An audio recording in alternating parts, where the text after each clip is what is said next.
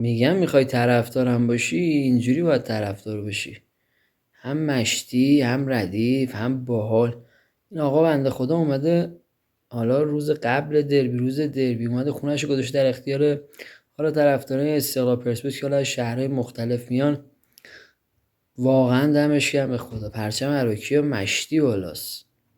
چی شد یهو سر از این خونه در آورد؟ این آقا خیلی با معرفت، حتی خودش هم نیست، کلیدشو داده به ما، گذاشته به خانمش رفته دکتر. جدی میگی؟ به خدا بیا نگاه کن. گوشیات یک خانواده عراقی خونه‌شون رو در اختیار هوادارا گذاشتن. دستشویی خونه‌ش هم پله پایین پارک کرده. ما از صبح اومدیم اینجا هیچی به هیچی، چون اصلا جایی نداره اینجا که تو پارک باید وایسیم دیگه. حالا دیگه فکر کنم ما آزادی رو داریم، باید بیایم. این رفته از سرویس